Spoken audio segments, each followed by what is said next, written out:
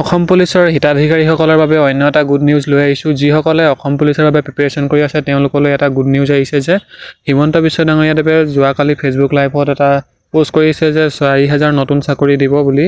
ইয়াতে যিসকল অসম পুলিচৰ বাবে প্ৰিপেৰেশ্যন কৰি আছে তেওঁলোকৰ বাবে এটা পোষ্ট লিখিছে যে 1 লাখৰ নিযুক্তিৰ অধিক মানে 1 লাখ নিযুক্তিৰ লক্ষ্য অতিক্ৰম কৰি অসমৰ যুৱ সমাজৰ বাবে 2 লক্ষাধিক সুযোগ সৃষ্টিৰ প্ৰতিশ্ৰুতিৰ দিশে আমি আগবাঢ়িছোঁ। অসমৰ যুৱক যুৱতীৰ বাবে আন এক আশা আৰু নিযুক্তিৰ লাভৰ বাৰ্তা কঢ়িয়াই আহি আছে। অসম আৰক্ষীত আৰু 4000 নতুনকৈ পোষ্ট মুকলি কৰা হ'ব। এতিয়া কি পোষ্ট ওলাব এতিয়া এতিয়ালৈকে আপোনালোকৰ যিটো হয় আপোনালোকৰ প্ৰথমে যিখিনি ৰিচেণ্টলি হৈ গ'ল অসম পুলিচৰ এপইণ্টমেণ্টৰ কথা আহি গ'ল। এতিয়া এপইণ্টমেণ্টবোৰ যেতিয়ালৈকে নিদিয়ে তেতিয়ালৈকে এই 4000 পোষ্টটো মুকলি নহয়।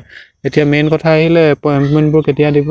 যিহেতু মুখ্যমন্ত্ৰী ডাঙৰীয়াদেৱে পূৰ্বতে কৈছিলে যে নৱেম্বৰৰ শেষৰ ফালে নাইবা নৱেম্বৰৰ মাজভাগতে এই এপইণ্টমেণ্টবোৰ দিব আৰু এপইণ্টমেণ্টৰ পাছদিনাখনেই আৰু নতুনকৈ 4000 পোষ্ট মানে বিজ্ঞাপন মুকলি কৰা হ'ব। এতিয়া ইয়াত কি পোষ্ট থাকিব যেতিয়া পূৰ্ণ এডভাৰটাইজমেণ্টটো আহিব তেতিয়াহে গম পোৱা যাব এতিয়া কি পোষ্ট থাকিব। ABUB কনষ্টেবল থাকিব নে আছাম কমাণ্ডো থাকিব নে SI পদ থাকিব নে ফৰেষ্ট গাৰ্ডৰ থাকিব। ফৰেষ্ট গাৰ্ডৰ অহা আশা কমহে আছে। আপোনালোকৰ যিসকলে প্ৰিপেৰেশ্যন কৰি আছে তেওঁলোকৰলৈ এটা ভাল খবৰ। যিসকলৰ 1-2 নম্বৰ কাৰণে বা কিবা কাৰণত এইটো ভৰ্তিৰ পৰা বাদ পৰিবলগীয়া হ'ল, কিবা কাৰণত তেওঁলোকে পিছ পৰিবলগীয়া হ'ল, এক্সামে বেয়া হ'ল বা ভাইভাই বেয়া হ'ল বা ৰিটেনতে নাম নাহিলে, তেওঁলোকে আৰু আশাৰ কিৰণ এটা তেওঁলোকৰ মাজলৈ আহিছে যে আৰু নতুনকৈ 4000 বিজ্ঞাপন মুকলি কৰা হ'ব। আশা কৰোঁ তোমালোকে এই বিজ্ঞাপনটো চাই পিনি মনত এটা উৎসাহ জাগিছে যে আৰু প্ৰেক্টিছ কৰিম আৰু ভালদৰে আমি আগুৱাই যাম আৰু আমি ভালদৰে প্ৰেক্টিছ কৰিম। আৰু এটা কথা কেৱল ৰিটেনৰ প্ৰক্ৰিয়া আছে, ৰিটেনতে বহুতে হাৰ মানিবলগীয়া হয়, মানে কম নম্বৰ পাই বাবে ফাইনেল চিলেকশ্যনটো নহয়। যিসকলৰ ফিজিকেল ভাল হয় তেওঁলোকে ৰিটেনতো মন দিব লাগিব, তেতিয়াহে চাকৰিটো লাভ কৰিবলৈ সক্ষম হ'ব। বহু লোকে কি কৰে অকল ফিজিকেলৰ বাবে প্ৰস্তুতিটো চলাই থাকে ফিজিকেল তেওঁলোকৰ ভাল হয়।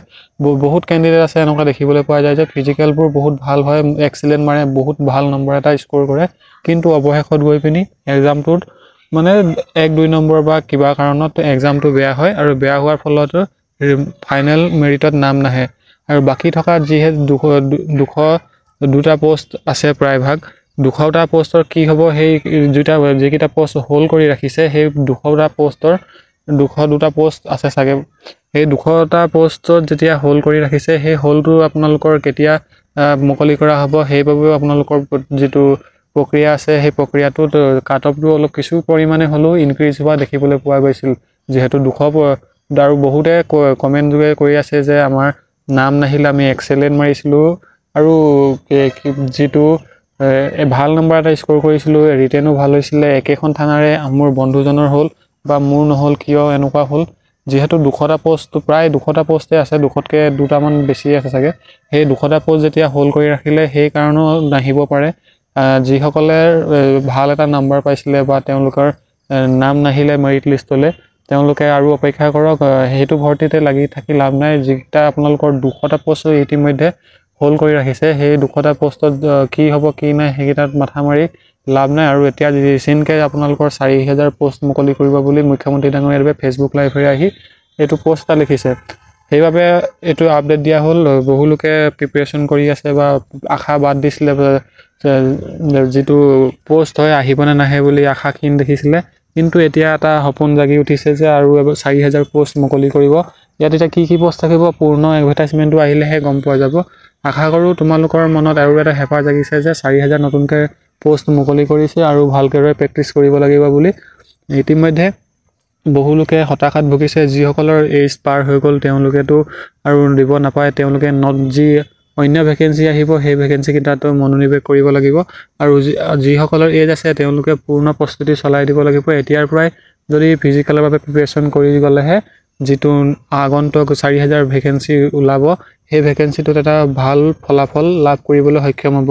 কেৱল ভাল ফলাফল লাভ কৰিলে নহ'ব, যিহেতু 4000 কেণ্ডিডেটকো ইয়াত সপোন বাস্তৱত পৰিণত কৰাৰ এটা সোণালী সুযোগ আহিছে।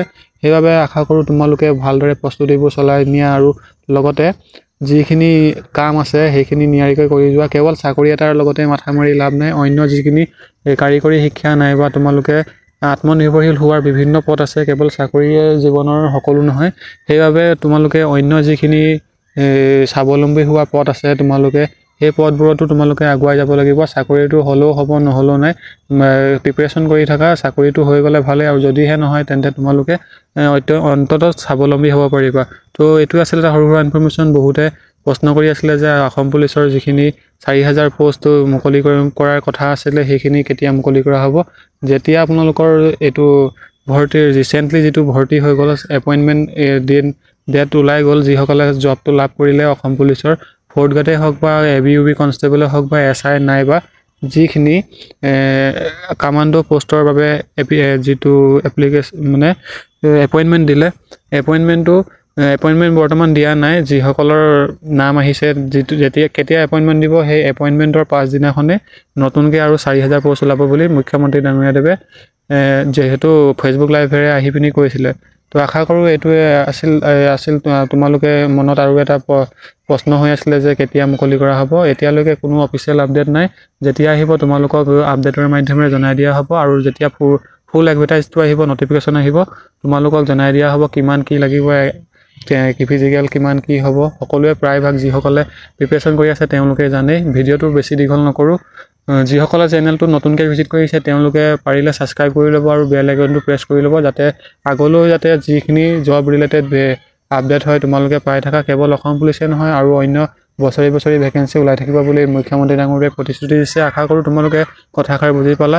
আজিলৈ ইমানেই। ধন্যবাদ। জয় অসম।